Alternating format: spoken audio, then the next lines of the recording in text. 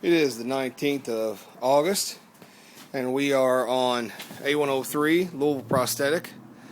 What we're doing is do a quick construction update and show you where we started off and where we left. Sorry, Tim. Let's see here. What we got to show you here.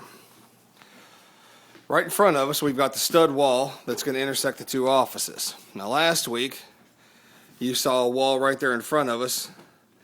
What ended up happening was that wall was not structurally attached to anything. So what we ended up doing was, when we started to do the work, instead of leaving it there to possibly fall and damage new work, I went ahead and took it down from there to there, then that corner, which released this entire wall. So I ended up taking this whole front wall completely down all the way over to the other corner. Right here is the intersecting wall that was there, and we're taking as much of a step back as possible. As you can see, I added 2x4 framing over the window, and I made the 2x4 wall that was the partition wall. What I ended up doing was, this header was semi-existing. I replaced the header in place.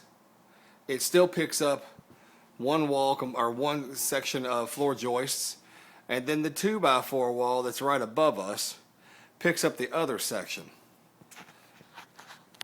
I had complete faith that the 2x4 wall would hold it, but the nominal thicknesses of all these lumbers, and there's a good peak right there, all this is rough sawing. It's not the same. It's really not the same. You've got stuff that's touching, stuff that's not touching. Monday, electricians start. Monday, the metal stud framers start.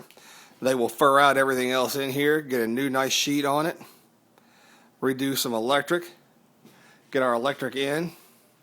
I went and had some additional, I had some foam left over, some spray foam left over from another previous project, and we foamed all of the window jambs to make sure that nothing was in there. We also had, since we took down the front wall and the side wall, I went to another existing project that was done years ago and absconded some insulation. That insulation is an R14. It's made for steel framing, but it'll work with the metal studs. It's got a vapor barrier. That, in conjunction with the last of the 24-inch insulation on the back and the back, will take care of our insulation needs. You can have a better look over here. We tied in the wall to the existing frame structure behind the drywall there, so it's sitting on two 4x4s. And it's still picking up the weight of all the rafters. We ended up having to jack the floor up in 3 different places just to get that in, just to make sure that it was in. And if you look at it, you can see it gets a little whopper jawed up there with the different nominal thicknesses of wood. But it's back, it's structurally sound, and we're ready to start really rocking and rolling.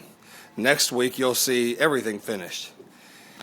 Now, for a little treat, the things that we have found in this place are, I'd say, a mid-40s, 50s, maybe a 1950s light bulb. It's made in Poland. And this is probably my favorite. A newspaper from October of 1933. And just in case you were wondering what's going on in 1933,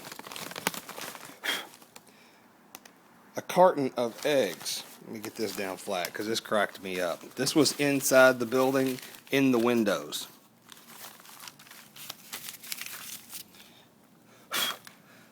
A carton of eggs, a dozen eggs, is 22 cents, and Crisco's only 20 cents. And not only that, 7,563 housewives must be right. Stock market was doing good.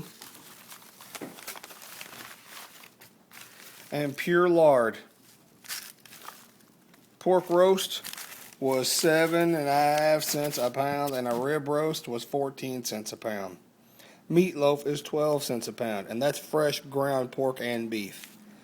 So, all Kroger and Piggly Wiggly stores are the kind women like best. Wow. This is the whole reason that I like doing this old construction. That's your construction update, folks. See you next week.